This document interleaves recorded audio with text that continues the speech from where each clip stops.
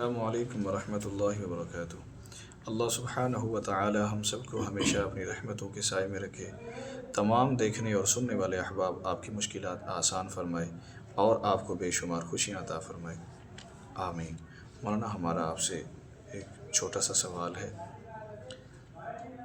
اگر کوئی آخری عشرے میں مکمل اعتکاف نہ کر سکے تو وہ 2 یا 3 دن کا اعتکاف کر سکتا ہے، اور اگر وہ اعتکاف کرے تو وہ کون سا اعتکاف کہلائے گا؟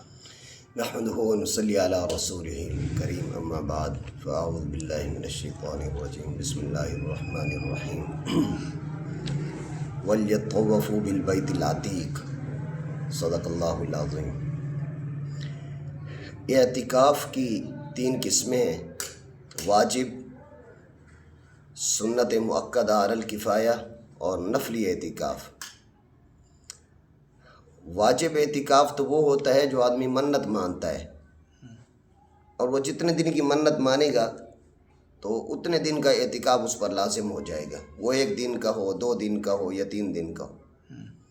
اور سنت علی الکفایہ اعتکاف یہ رمضان مبارک کا آخری عشرہ یہ ہے۔ اور نمبر 3 پر ہے نفلی اعتکاف۔ نفلی اعتکاف کی کوئی مقدار متعین نہیں ہے جی۔ تو نفلی اعتکاف اگر کوئی 1 دن کا کرنا چاہے، 1 گھنٹے کا کرنا چاہے، 1 لمحے کا کرنا چاہے تو وہ کر سکتا ہے۔ یہ 2 دن یا 3 دن یہ 2 دن یا 3 دن اگر ہے یہ منت، انہوں نے منت مانی تھی 2 دن کی 3 دن کی، تب تو جتنے دن کی منت ہے اتنے دن کا واجب ہے۔ اچھا۔ اور اگر منت نہیں ہے، ویسے اعتکاف کرنا چاہتے ہیں، جیسے بعض لوگ رمضان مبارک کے آخری 2-3 دن میں اعتکاف کر لیتے ہیں، تو یہ نفلی اعتکاف کہلائے گا۔ ہاں جی، اعتکاف کی فضیلت تو چاہے وہ نفلی ہو یا سنت علی الکفایہ ہو، سنت مؤکدہ علی الکفایہ ہو یا واجب ہو، اعتکاف کی مطلقاً جو فضیلت ہے وہ یہ ہے کہ حدیث پاک میں آتا ہے، جناب نبی کریم صلی اللہ علیہ وسلم نے فرمایا کہ جو 1 دن کا اعتکاف کرتا ہے، اللہ تعالیٰ اس بندے کے درمیان اور دوزخ کے درمیان فرمایا کہ اتنا فاصلہ فرما دیتے ہیں جتنا 3 خندقوں کا فاصلہ ہے۔ اور 1 خندق کتنی گہری ہے، کتنا اس کا فاصلہ ہے، فرمایا کہ اتنا ہے جتنا آسمان اور زمین کا خلا ہے۔ اور آسمان اور زمین کا خلا کتنا ہے، اللہ کی ذات کے علاوہ کوئی نہیں جانتا۔ تو اس لیے اگر کوئی نفلی اعتکاف بھی کرے 3 دن کا، 1 دن کا، 2 دن کا، تو یہ بہت بڑی سعادت ہے، بہت بڑا اجر ہے، اور کرنا چاہیے، ان کو کم نہیں سمجھنا چاہیے۔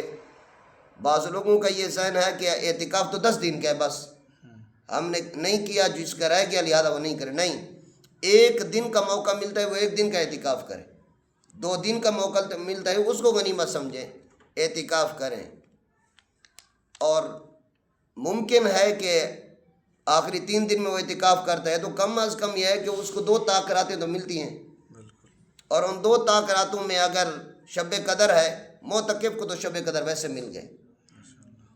اور جو سنت مؤکدہ علی الکفایہ ہے، آخری 10 دن کا اعتکاف ہے، اس کی تو فضیلت ہی بہت ہے۔ حدیث پاک میں آتا ہے کہ جو سنت مؤکدہ علی الکفایہ یعنی آخری عشر کا اعتکاف کرتا ہے، فرمایا کہ اس کو 2 حج اور 2 عمرے کا ثواب ملتا ہے۔ اللہ تعالیٰ ہمیں یہ سعادت نصیب فرمائے۔ تو اس لیے جو گھڑی مل جائے، جو وقت مل جائے، نفلی اعتکاف کی حالت تو یہ ہے، علماء نے یہ لکھا ہے کہ جب مسجد میں انسان داخل ہو جائے، چاہے وہ 1 لمحہ کے لیے آیا ہے تو وہ اعتکاف کی نیت کر لے، تو جب تک اعتکاف مسجد میں رہے گا اس کو ثواب ملتا رہے گا۔ اللہ تعالی ہمیں جب بھی ہم مسجد میں داخل ہوں اعتکاف کرنے کی توفیق نصیب فرمائے، اور ویسے نفلی اعتکاف اور سنت مؤکدہ علی کفایہ اعتکاف کی بھی اہتمام کی توفیق نصیب فرما دیں۔ وآخر دعوانا ان الحمد للہ رب العالمین۔ ماشاءاللہ، جزاک اللہ مولانا، اللہ تعالیٰ آپ کو جزائے خیر عطا فرمائے۔ شکریہ، انشاءاللہ ملتے ہیں اگلی ویڈیو میں۔ جزاکم اللہ خیرا کثیرا۔